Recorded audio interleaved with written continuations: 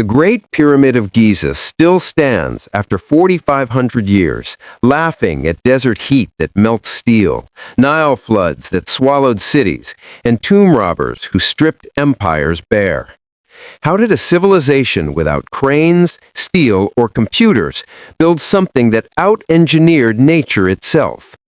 This is the untold story of ancient Egyptian genius that turned sand, stone, and sweat into the most bulletproof structure in history.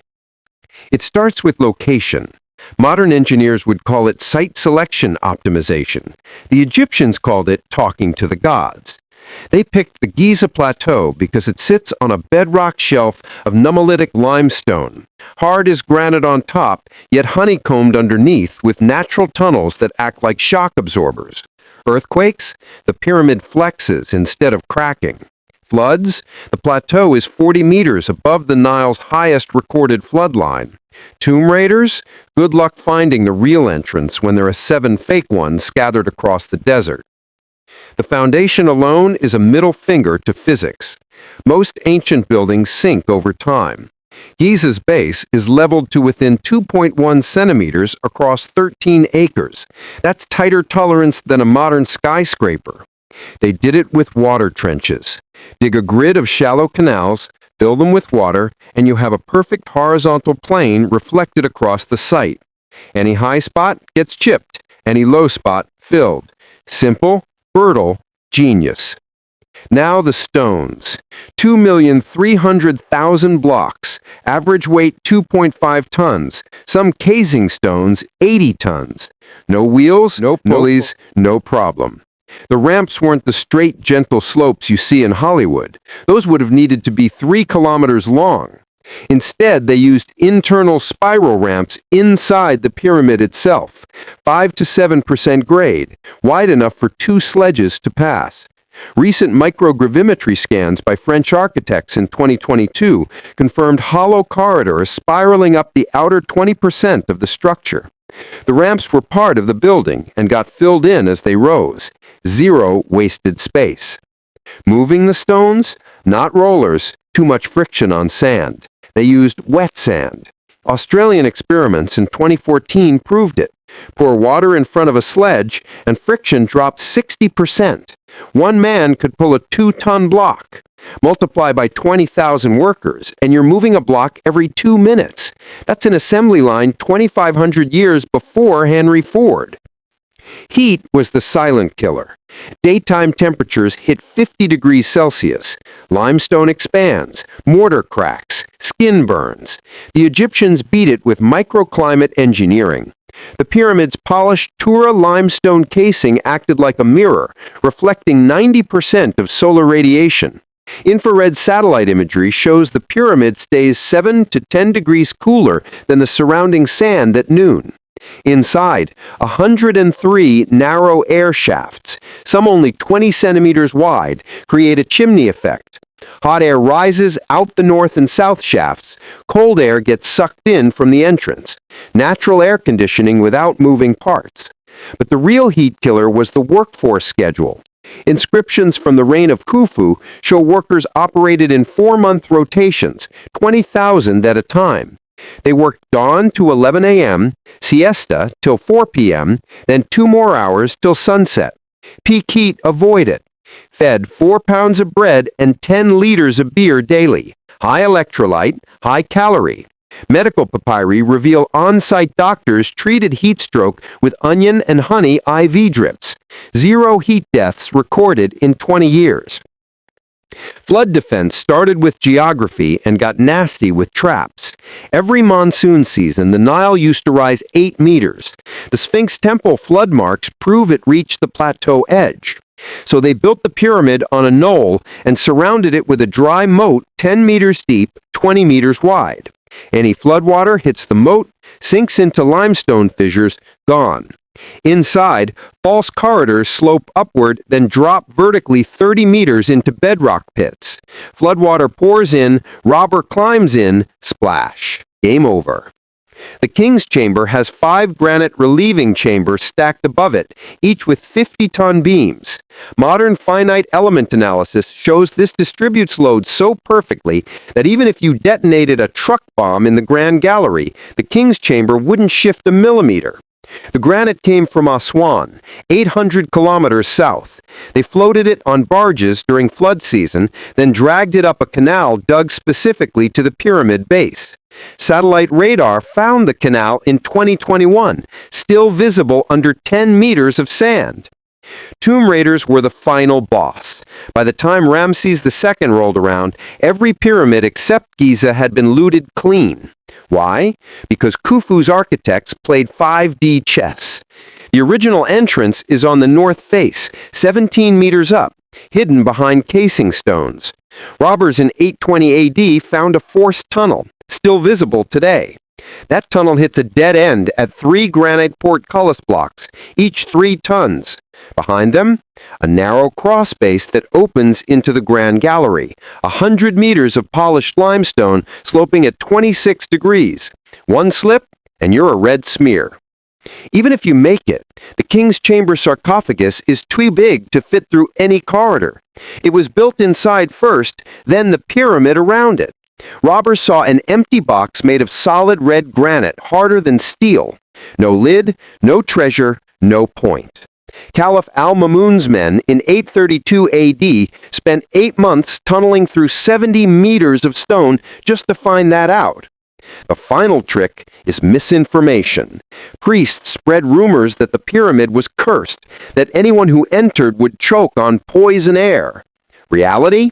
The air shafts pull in desert breezes, but the maze of dead-end corridors create low oxygen pockets. First robber in drops from CO2 buildup. Second robber sees corpse, screams curse, runs. Word spreads. Pyramid stays sealed for 4,000 years.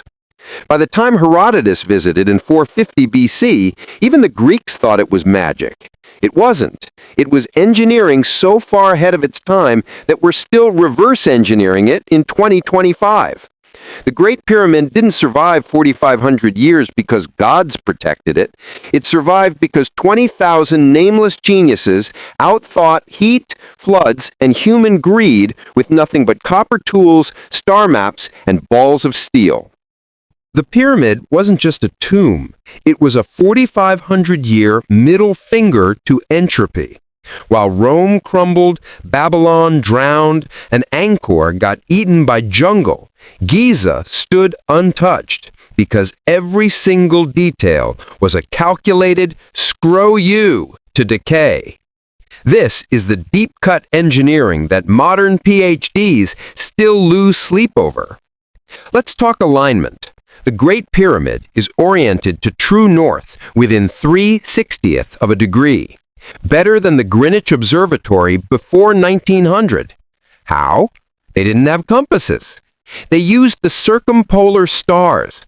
Night surveyors tracked Kochab and Mizar around the celestial pole using a Merket, a plumb line with a slit sight, and an artificial horizon made of palm oil in a bowl.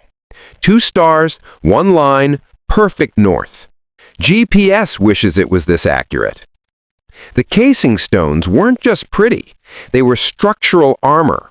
Tura limestone, 2.5 meters thick at the base, polished to 0.1 millimeter flatness. Laser scans in 2023 revealed the joints are so tight you can't slide a razor blade between them. No mortar visible from 10 centimeters away. The secret? Gypsum mortar that expands as it sets, locking stones like Lego. When thermal expansion hits 50 degrees Celsius, the joints squeeze tighter instead of cracking. Modern concrete wishes it had this coefficient. Rain? What rain? Egypt gets 20 millimeters a year, but when it does come, it's biblical. Flash floods turn the desert into chocolate milk. The pyramid's apex was once capped with electrum, gold-silver alloy that flashes lightning away like a 146-meter lightning rod. The capstone's gone, stolen in 1350 AD by an earthquake, but the top platform still shows scorch marks from ancient strikes. Granite conducts. Limestone insulates. The pyramid is a natural Faraday cage. Inside, the temperature stays 20 degrees Celsius year-round. No AC, no power. Just passive thermodynamics. The subterranean chamber sits 30 meters below ground, where bedrock stays cool.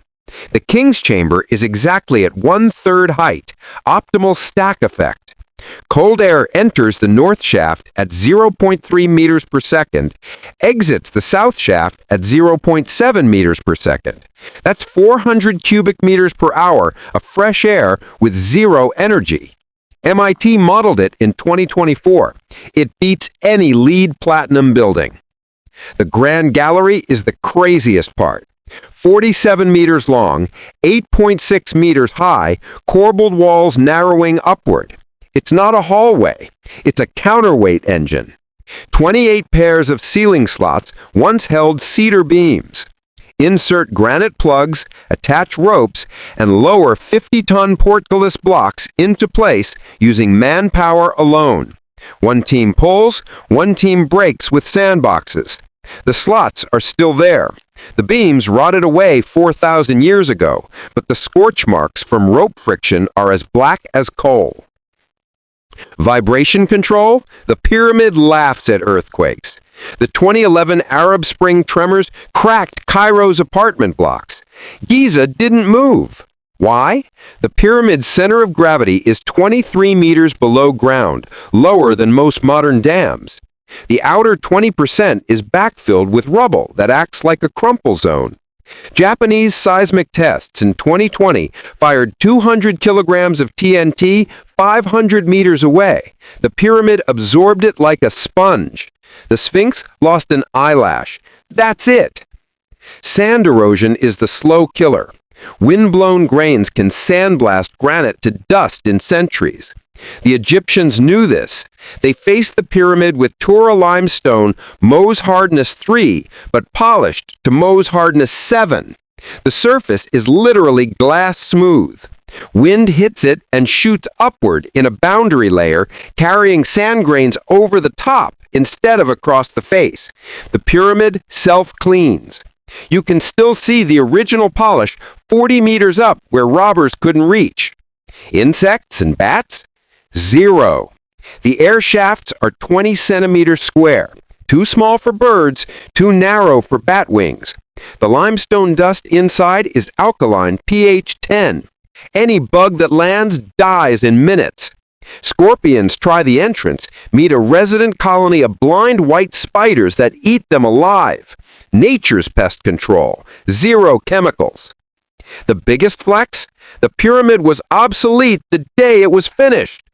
Khufu died in 2566 BC. By 2550 BC, the casing was complete. Then the priests sealed it and walked away. No maintenance crew, no repairs, no budget. It just worked. Compare that to the Burj Khalifa. Needs $1 million a year in window washing alone. Giza's maintenance cost for 4,500 years, exactly $0. Even the graffiti proves it. Greek tourists in 450 BC carved "I was here" on the outer blocks. Those carvings are sharp. The stones they wrote on haven't eroded 0.3 millimeters in 2,500 years. Modern Cairo buildings lose 2 millimeters a year to pollution. The pyramid breathes clean air through its shafts and spits out acid rain like it's nothing. The relieving chambers above the king's chamber aren't just load-bearing. They're tuned acoustic resonators. Plap inside and you get a 0.8-second reverb at 110 hertz, same frequency as a male lion's roar. Priests used it for rituals. Modern sound engineers recorded it in 2022. The granite beams act like organ pipes. The interior chamber amplifies sound so loud it rattles your teeth. Robbers heard ghosts. Reality? Standing waves weaponized by architecture. Waterproofing was next-level paranoia. The descending passage dips at 26 degrees 31 minutes, exactly the angle that prevents capillary action. Any water that seeps in hits the slope and runs straight out. The subterranean chamber has a 10-meter deep pit lined with salt blocks. Any floodwater hits salt, dissolves, sinks into bedrock fissures. The pit's been dry since 1880, when explorers pumped it out and found fish bones from 2500 BC. The final boss of preservation? Time itself. Entropy wins everything eventually, not Giza. The pyramid's mass is 5.9 million tons. The Earth's crust under it has subsided 15 centimeters in 4,500 years. The pyramid sank with it, perfectly level still. The bedrock shelf flexed, the pyramid rode it like a surfboard. Geologists call it isostatic rebound. Egyptians called it the mountain that walks with the earth. In 2025, we're still trying to copy it. The Egyptians didn't have computers, but they had 20,000 people who could count to 100,000 without mistakes. They didn't have steel, but they had copper hard enough to cut granite when quenched in urine. Yes, really, nitrogen tempering. They didn't have explosives, but they had fire and cold water to split stone along grain lines. The Great Pyramid isn't a building. It's a time capsule that weaponized physics against every disaster nature and man could throw at it. Heat, flood, earthquake, war, greed, neglect, it shrugged them off like a heavyweight champ. We study it not because it's old, but because it's better than anything we can build today without a billion-dollar budget and a supercomputer. The Great Pyramid didn't just survive 4,500 years of hell, it trolled every tomb raider, conqueror, and civilization that ever tried to crack it open. From Persian kings to Napoleon's engineers, from medieval gold diggers to 21st century laser scanners, nobody has ever beaten the final layer of Egyptian cheat codes. This is the end game. How Khufu's architects turned a pile of rocks into the most unbreakable safe in human history. Start with the robbery pandemic. By 2000 BC, every single pyramid south of Giza had been gutted. Pharaohs gave up on pyramids entirely and hid in Valley of the Kings. Yet Giza stood untouched for 3,300 years. Why? Because the security system was designed by paranoid geniuses who predicted every dirty trick robbers would ever invent. First trick, the disappearing entrance. The real north door is 17 meters up, hidden under casing stones that were polished mirror smooth. From the ground, it's invisible. Herodotus never found it in 450 BC. Strabo missed it in 24 BC. Even the Arabs in 820 AD couldn't spot it. They dynamited a hole 7 meters lower and spent months crawling through their own tunnel like rats. Second trick, the granite plug gauntlet. Once you're inside the forced tunnel, you hit three-ton granite portcullis blocks stacked like dominoes. Copper saws? Useless. Granite laughs at bronze. Fire setting? Granite expands and shatters your fire. The Arabs spent 8 months with vinegar and battering rams before they chipped a man-sized bypass. That bypass is still there, Al-Mamun's tunnel, the only scar on the pyramid. Third trick, the Grand Gallery Death Trap. 26-degree polished limestone slope, 8.6 meters high, 47 meters long. One wrong step and you slide 50 meters into a granite wall at 40 kilometers an hour. The corbelled walls have 28 pairs of square holes. Insert cedar logs, roll 20-ton counterweights down, and anyone in the gallery becomes paste. The logs are gone, but the holes are perfect 20 by 20 centimeter cubes. Robbers found them empty and cried. Fifth trick, the curse that wasn't a curse. In 832 AD, Caliph al-Mamun's men finally broke into the king's chamber. Half the team dropped dead on the spot. Medieval chroniclers screamed Pharaoh's curse. Reality, 4,000 years of bat guano and limestone dust created a low-oxygen, high CO2 pocket. First guy in suffocated. Second guy panicked. Word spread. For 500 years, nobody tried again. Sixth trick, the empty victory. When the Arabs finally reached the relieving chambers, they found nothing. No gold, No statues, no mummy, just 5 empty granite rooms with graffiti from the original workers, friends of Khufu, strength and health. The treasure had been removed in 2566 BC, the day Khufu died. Priests stripped it clean, sealed it, and let the pyramid become the greatest decoy in history. Robbers wasted empires chasing ghosts. Even nature tried to rob it. In 1303 AD, a 6.8 magnitude earthquake shook the casing loose. Blocks the size of buses rained down. Thieves stripped the Tour limestone for Cairo's mosques.